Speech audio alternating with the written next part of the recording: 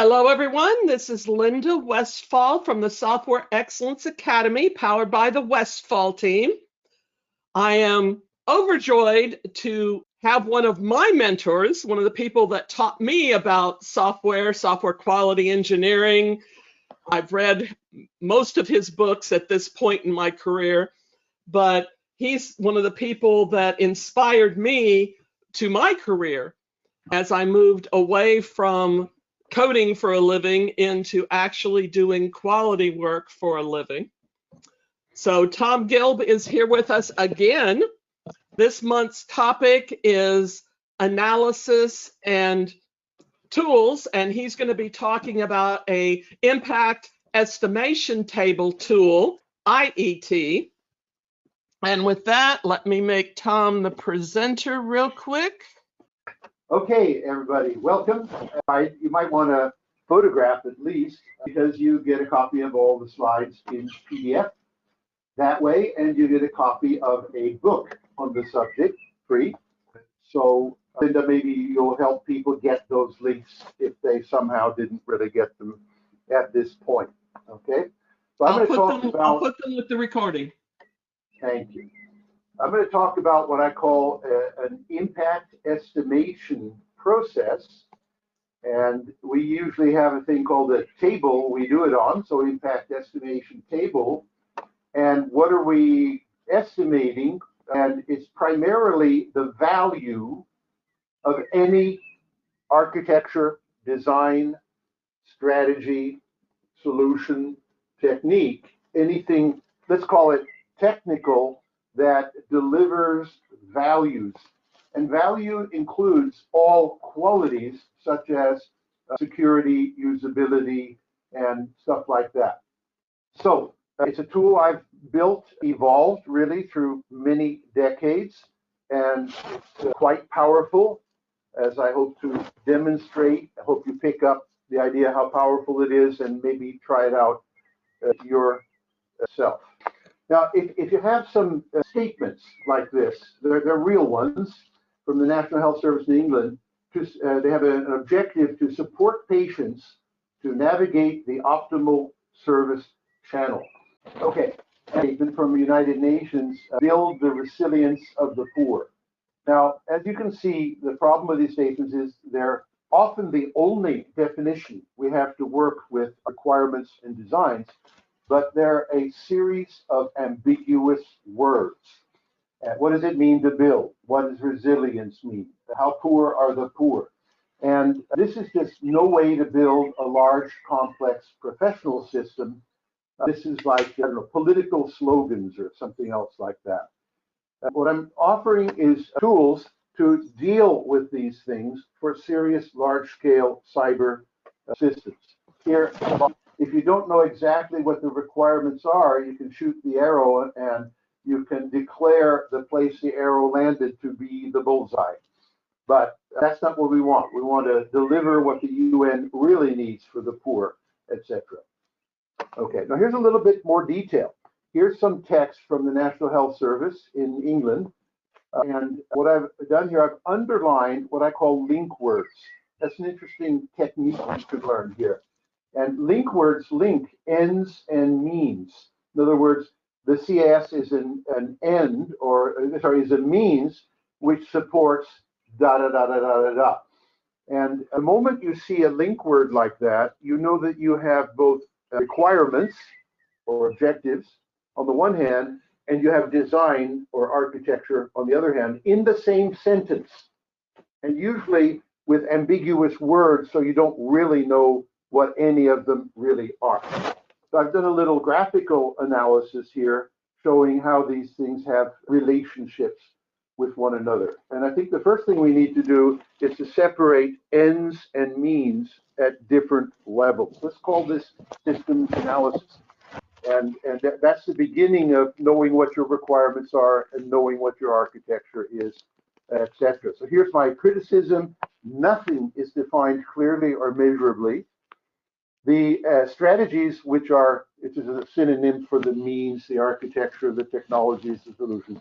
The strategies, it's implied that they have a certain effectiveness, but how effective they are is not mentioned. We don't really know whether it's 0.00001 or 120%, which is a big difference. And this is the primary theme of today's talk, is getting some better knowledge of the effectiveness of strategies or designs on your requirements. Okay, here I'm doing more of that impact analysis. I won't go into detail.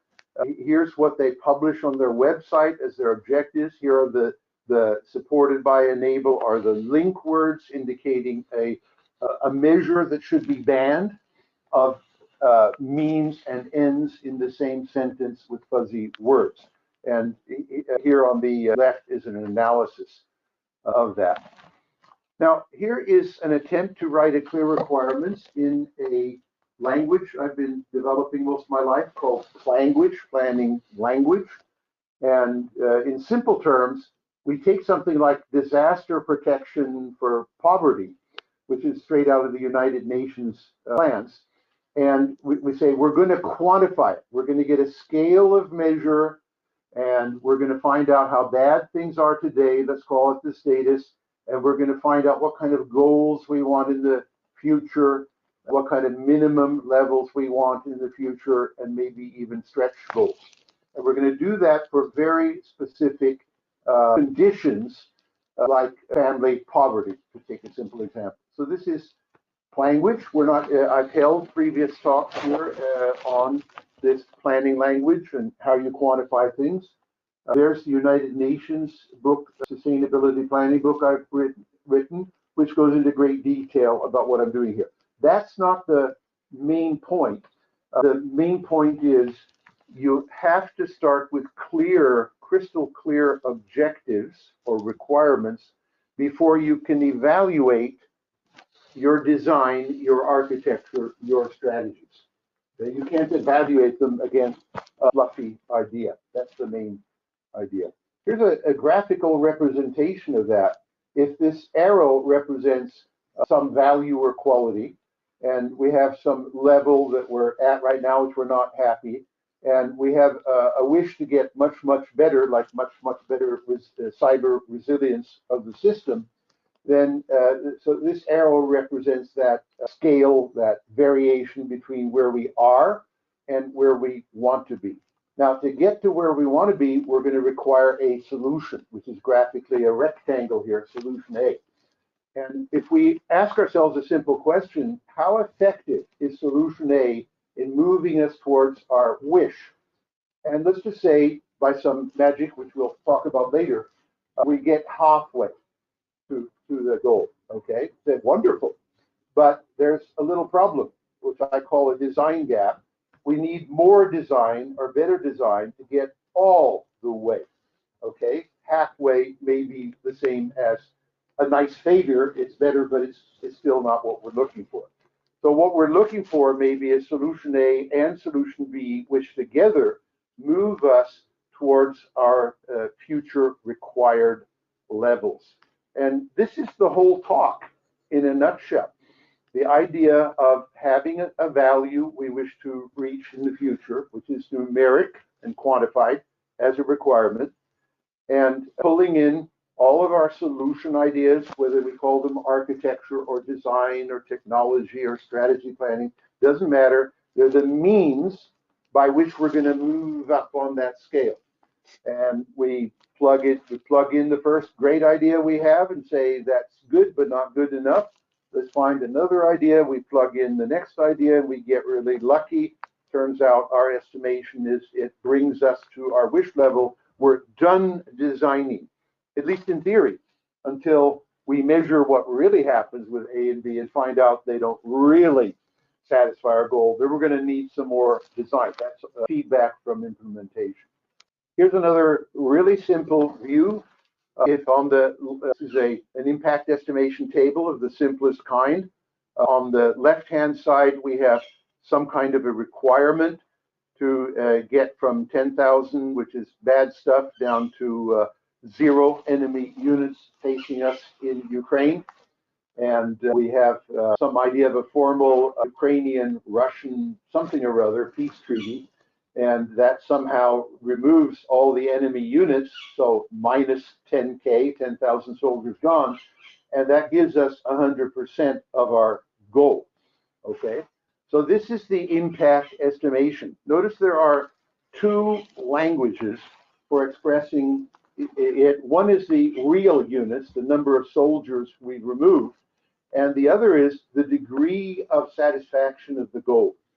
Okay, and we used both of these. This is tying us into reality, real soldiers moving about, and this allows us to sort of simplify and say, hey, 100%, whatever the heck that is, we're done. We're happy, we're satisfied, unless we need a safety margin. More about that later, okay? So this is the whole talk in a nutshell with one picture. If you feel, so this light bulb represents a smart idea. A design, architecture, strategy. It doesn't matter what you call it. If its purpose is to help us satisfy a goal, then it's a light bulb. And we should be able to estimate and or later measure the degree of progress we get when we install this component incrementally with Agile on our systems. You feel you got it? Hope so. Now, at the risk of scaring some of you with too much at once, don't worry, we're going to take this more slowly. Here is a value impact estimation table made for teaching purposes. But so here on the left-hand side are two values, knowledge accuracy and knowledge automatability. I have a book I wrote about knowledge where I was using these things. And these are two qualities of knowledge. And we want to move from 80, our status, to 20, our wish for the knowledge accuracy. And we want to move from knowledge automatability, want to move from 5 to 95. Okay, so that's our requirement. We also have another requirement, don't eat up all your budget. So down here we have the idea. So here we have values, the good stuff, which is the primary reason for doing our projects, is to deliver values to stakeholders. And here we have that little unpleasant thing called resources that we have to use. Now, here are three different products, knowledge products. It doesn't really matter what they are. And we've done an estimate, and I'll simplify a little bit. The estimate for the graph metrics products is we're going to reduce the 80 by 50, plus or minus 25%. But this is represented as we're 50% in the right direction, the direction of getting better with the accuracy, however that's defined. Here's a little picture of the scale of measure for that.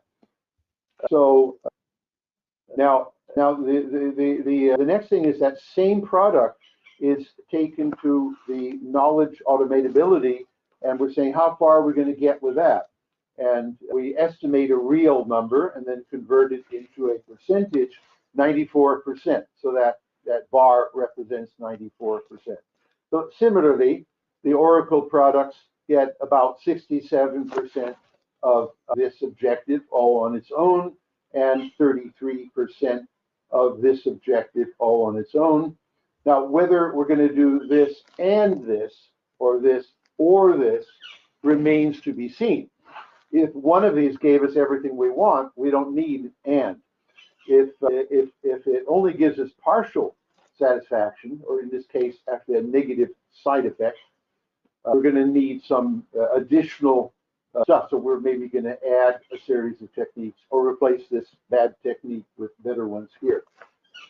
Here's the starting point for the table. It starts out with a big fat question, 4 question marks, and this is what we call a known unknown.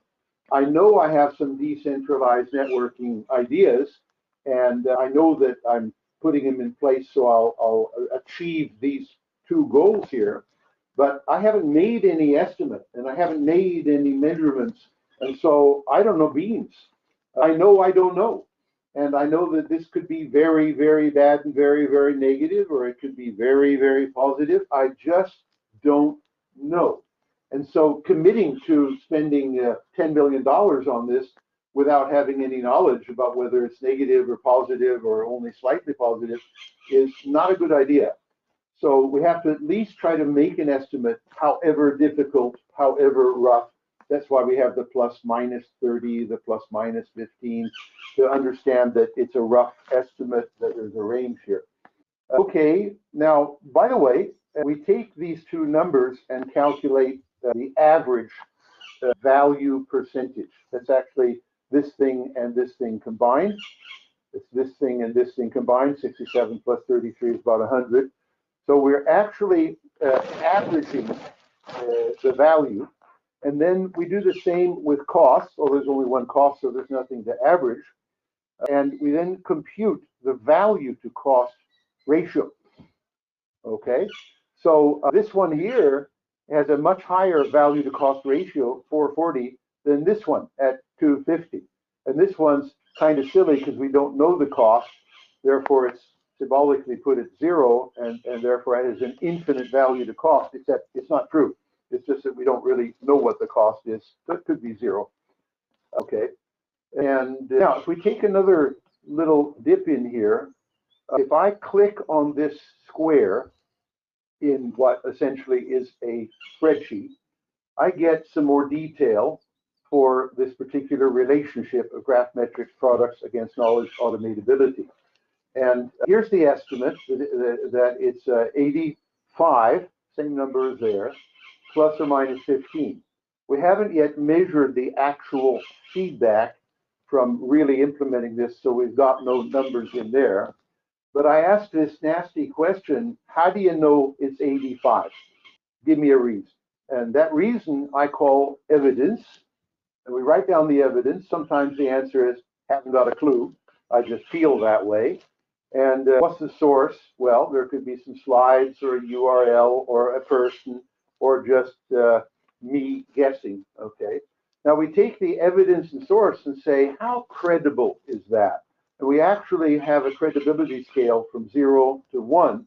And this particular set of evidence and source gets us to 3.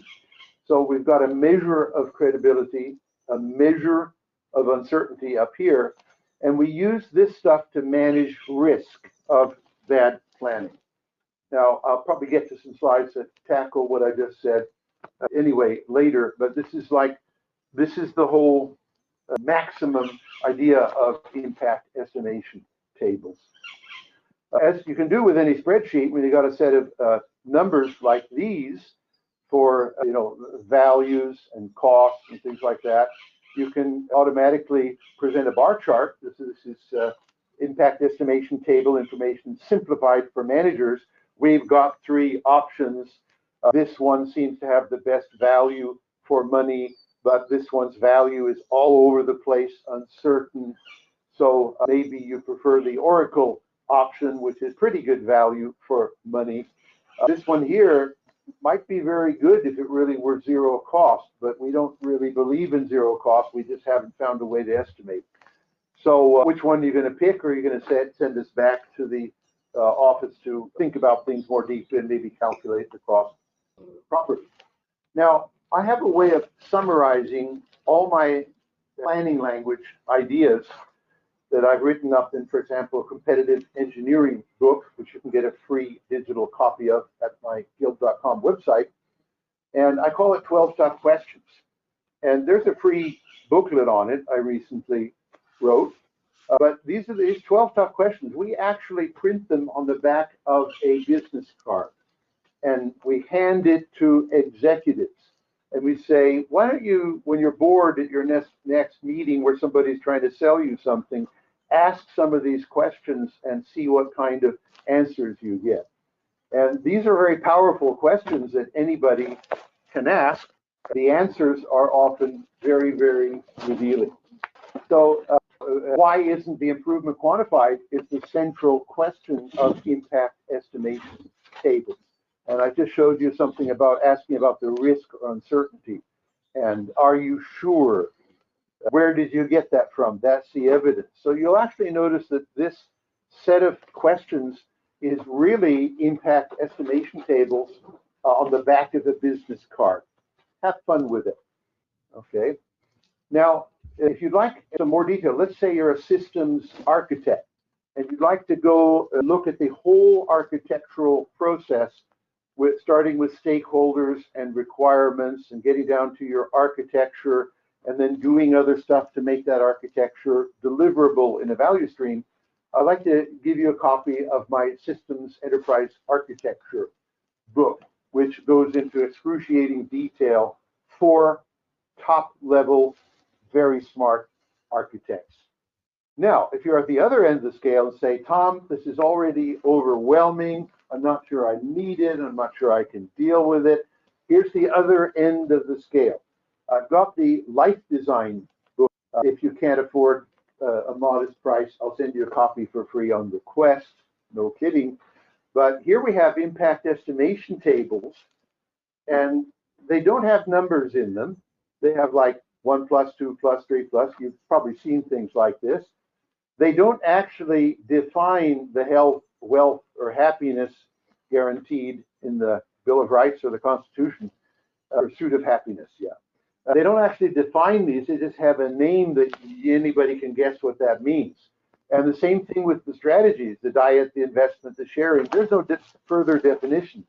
So, you can, guess a million variations of the strategies, a million variations of the health, and you can guess what plus means as opposed to 1 minus or 2 minus. However, it is simplified.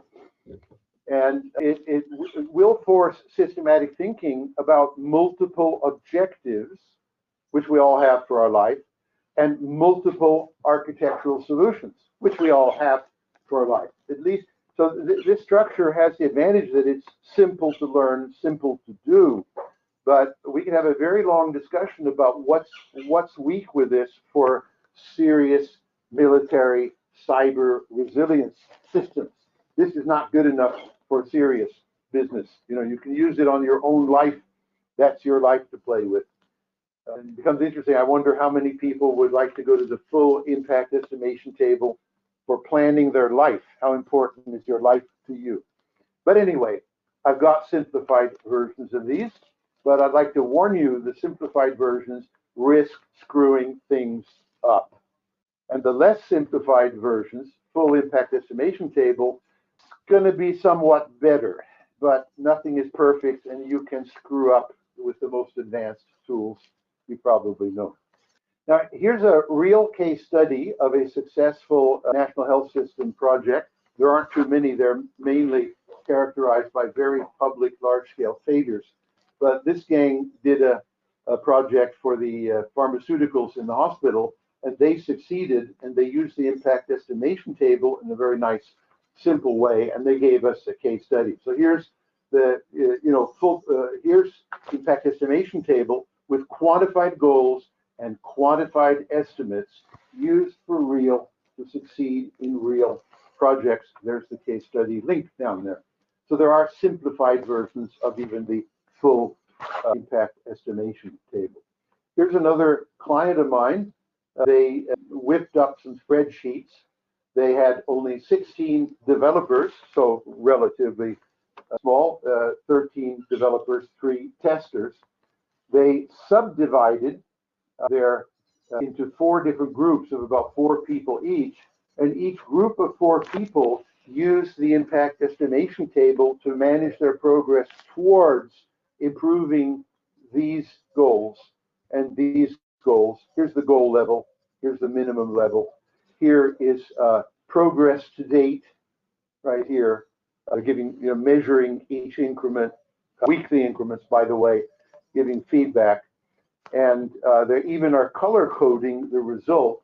Green means, don't worry, you're cool, you've reached your goal. And red means you're so far away from your goal that you're probably in failure mode. You better prioritize attention towards these things. And yellow might mean pretty good, but you've reached your minimum level, but you haven't reached other levels. Now, they actually work in parallel, 4 different teams of 4 on a weekly basis using these tables. These people got so good that they wiped out their international competition, and because they managed to deliver such sexy quality facilities for their products so fast that the competition was out of business before they knew what hit. I like telling success stories about my methods. Okay, here's some of the what they reported is the degree of improvement they made in several areas, publicly reported. And here's, if you like, an enlargement of that table. I don't think I'll take time to roughly. Here's quantified. Here is an estimate of a certain strategy called recoding on the 9th step or week. If it really happened, Microsoft involves as much with this strategy as they estimated, so largely fulfilled. Here's a simplified impact estimation table on a little tool called ValPlan, information about it there, which is essentially just a spreadsheet. And here we have the quantified, 2 quantified objectives. Here we have some costs. And here we have some attempt to estimate how good these things are. So this is very comforting. And but here, for this new design idea, we have no evaluation of how good it is for knowledge accuracy. We do have an evaluation for one of the values, and we have no evaluation for the cost. So now we know that we cannot really proceed with approving this. If we brought this to a management meeting, they'd probably say, hey, we can't seriously approve this because we don't know what's going on with the cost or the value. And they say, yeah, well, we didn't have time. And they hopefully the management will say, don't waste our time by bringing unknowns like that to the meeting. Cancel the meeting until you've done it, and then hold the meeting when you've done it. Should be the management attitude here, in my opinion. Okay. Now, here again is a reminder about this idea of when you make an estimate, we all know that nobody can make an exact estimate ever for complex systems except by sheer luck or accident. So what we do is we say, okay, you made an estimate, and I dare you to put plus or minus 0 after it. That's pretty daring. So more realistically, plus minus 17 or something like that is an admission that it could be lower, it could be higher, it's somewhere in the range. It's simply saying that if it turns out to be 69 minus 17, don't be disappointed. We just said it was in that range. If you put 69 and no plus minus it, and it turns out to be 50, we say, oh, shame on you, you did a bad. This plus minus allows people to not worry so much about the fact that they know their estimates won't be correct. Okay, here's the slogan: be certain of your uncertainty. Okay, so we're very explicit about that. Build it into the digital system, so we take it into account, and we actually can compute worst cases down here, depending on the plus minus numbers. Here's another thing we talked about a little bit earlier: the idea of how credible are these estimates. They could be total random numbers.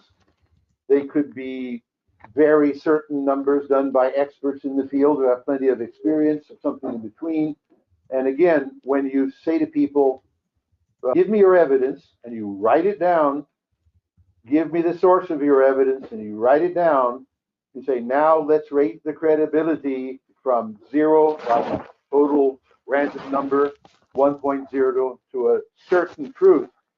We take that credibility into account when computing our value to cost. It says cred down there and cred down there. The credibility is in those numbers.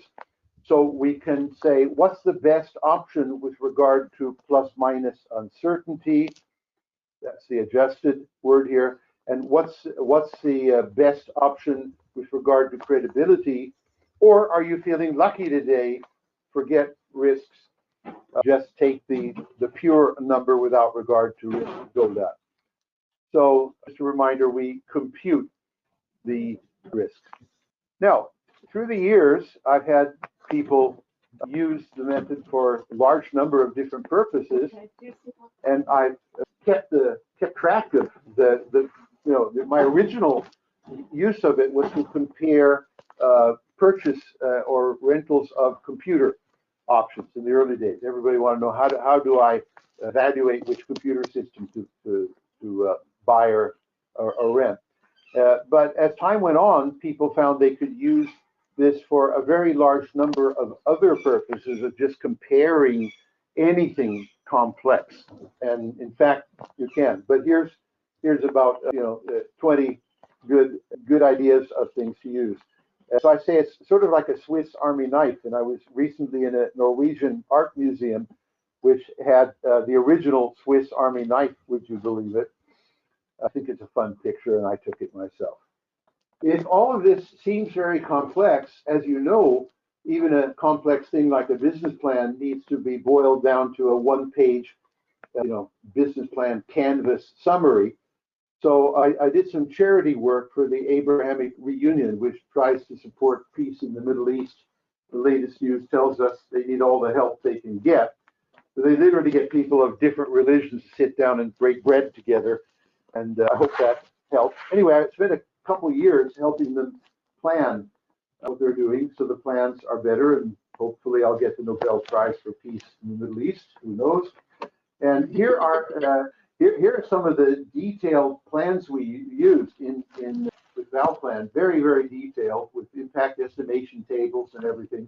But at the end of the day, the board of directors wanted a simple one-page business plan, and here it is. So the point is, even though there's a lot of detailed work here, when you finally cook it down to the business plan, so people can say, I like that business plan, go for it. But they might also say, give me some more detail on this aspect. We can go back and look at the detail. Okay, we can analyze it, we can review it, because we've got all the technical detail that's behind the management summary.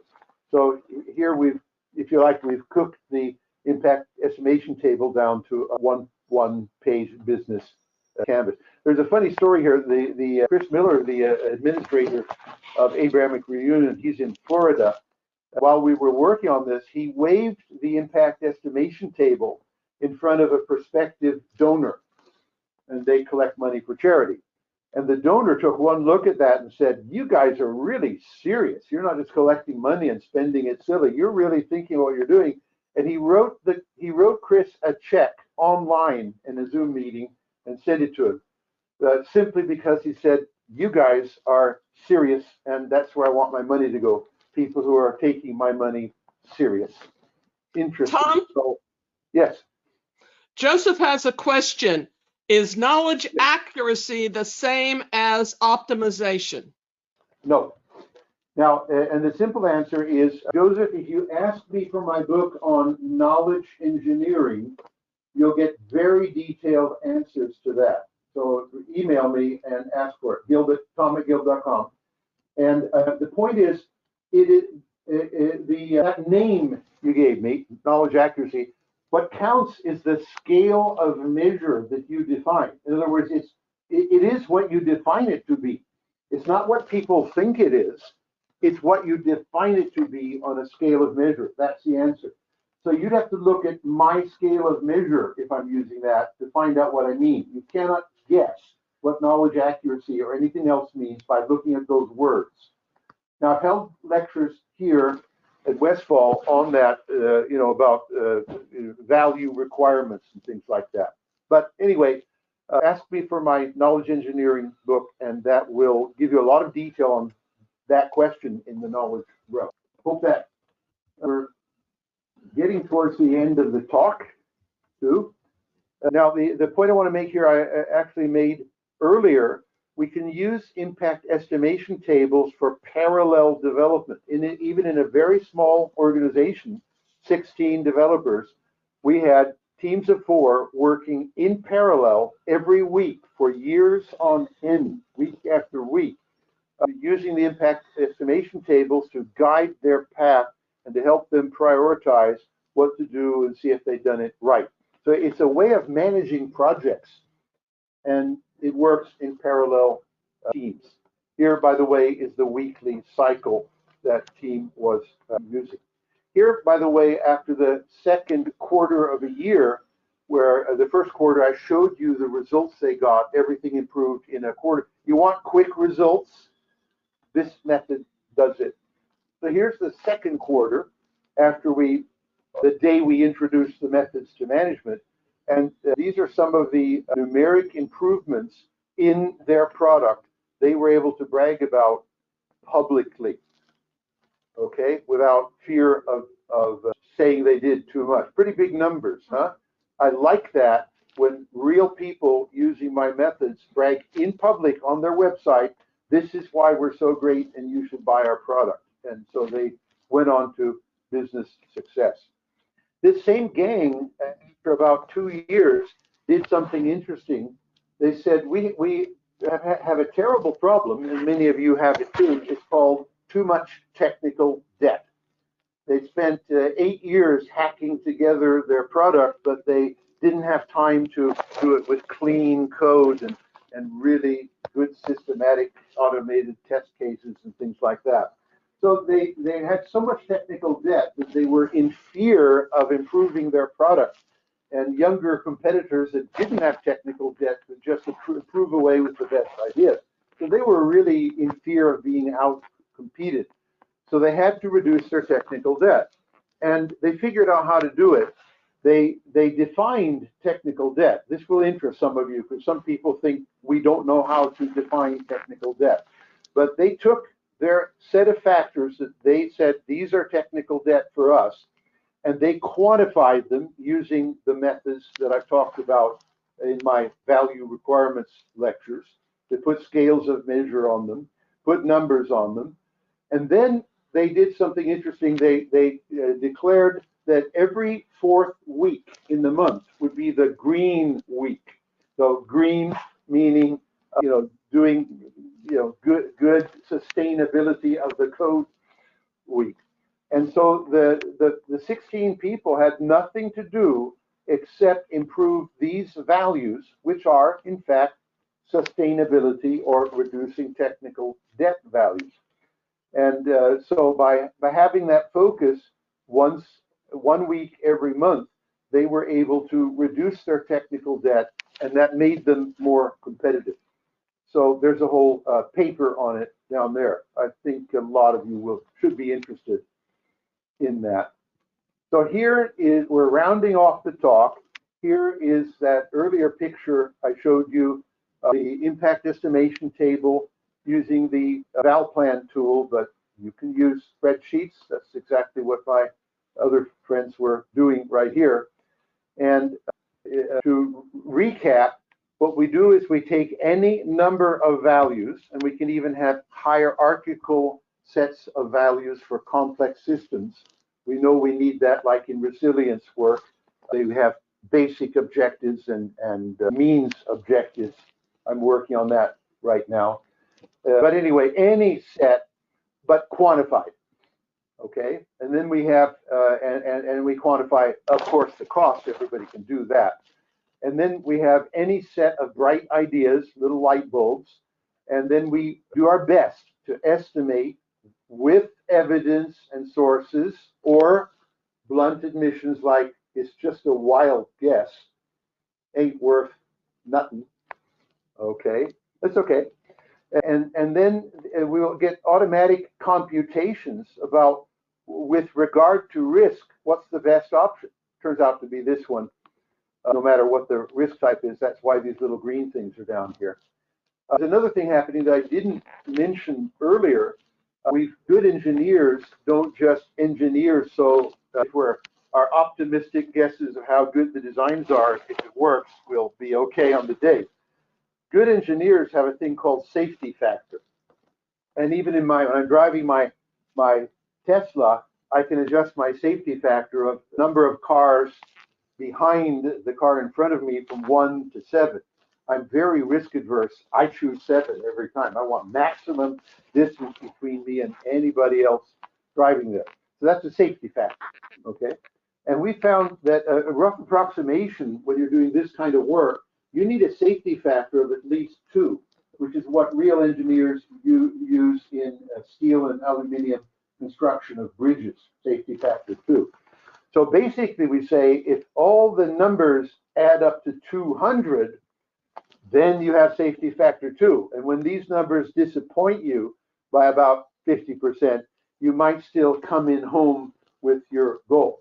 So the red here means that you don't have safety factor 2 or more. So keep on designing, okay?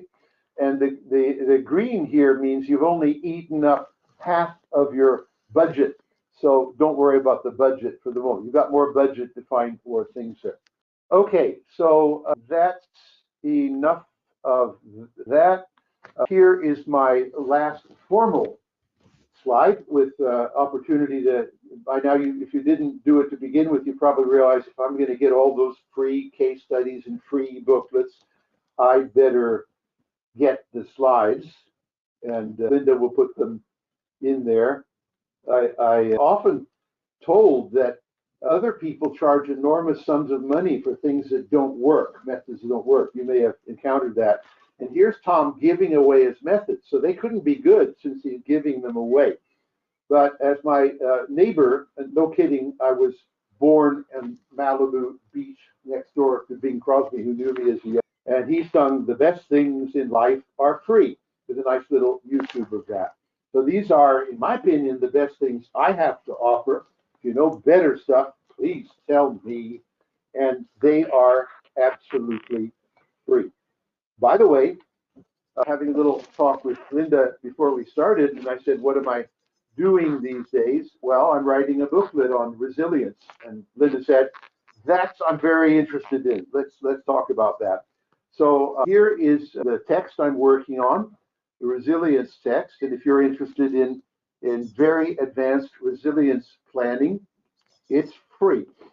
Okay, I'll keep that there. So Linda, I'm done with the talk. Not too bad. 10 minutes before the hour, and willing to have any amount of discussion. Okay, we'll have some time for questions.